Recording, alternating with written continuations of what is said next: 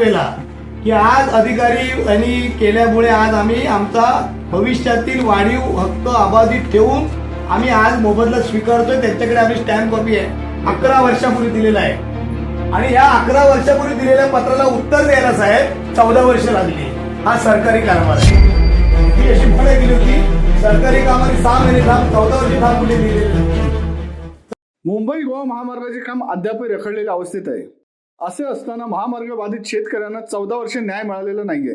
राष्ट्रीय महामार्ग प्राधिकरण यांनी जी जमीन संपादन केली त्याचा मोबदला, फरक, निधी न अदा होणे, जमिनीचे दावे अशा अनेक समस्यातून शेतकऱ्यांना सोडवण्यासाठी कोकणातील बळीराजा शेतकरी संघटनेचे पेण आमटेमचे जनार्दन शिवराम नाईक उर्फ डॉन व कोकण सेवक काका कदम त्यांच्या पाठीशी उभे राहिले आहेत.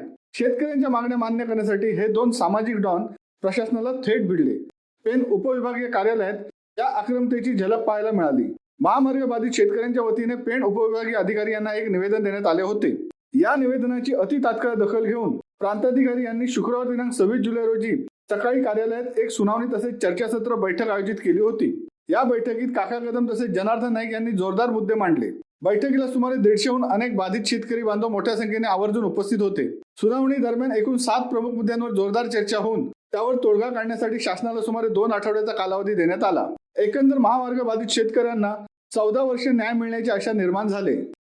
12 ते 13 वर्ष ह्या शेतकऱ्यांना न्याय मिळत नव्हता. कशामध्ये तर पनवेल इंदापूर रस्त्यामध्ये. हे माझे लक्षात आल्यानंतर मी विचार केला की यांच्यासाठी काहीतरी करावा म्हणून मी शेवटचा पर्याय म्हणून 4 ते 5 उपोषण केले.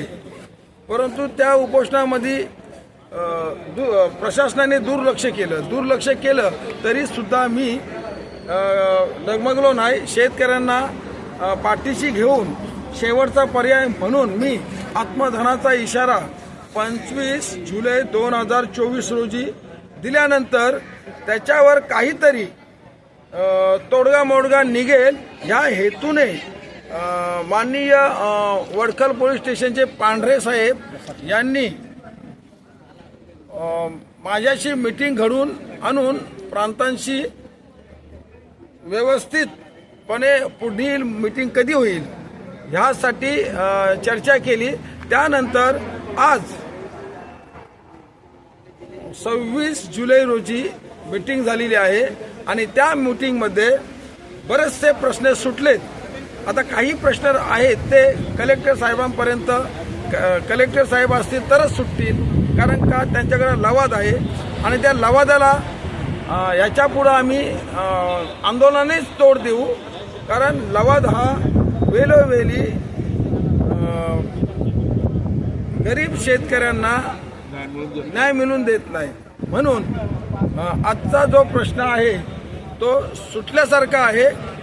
अधिकारी उपस्थित आहेत, NHAचे अधिकारी उपस्थित आहेत आणि महसूल विभागाचा हा प्रांत कार्यालय असल्यामुळे ही जी त्रिकुटाची जोडी आज जुळून आलेली आहे. त्यामुळे मला वाटतं हा जो त्रिकोण आहे तो प्रेमाचा त्रिकोण आणि आनंदाचा न्याय मिळण्याचा त्रिकोण ठरेल.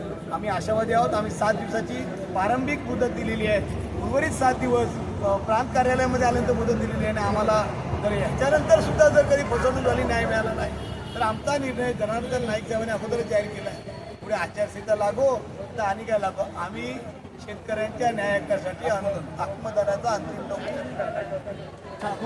शिवसत्ता टाइम्ससाठी नरेश पाटील, रायगड. दे धडक बेधडक वृत्त देणाऱ्या आपल्या शिवसत्ता टाइम्स न्यूज चॅनलला लाल बटन दाबून सबस्क्राईब करा आणि बेल आयकॉनला क्लिक करायला विसरू नका.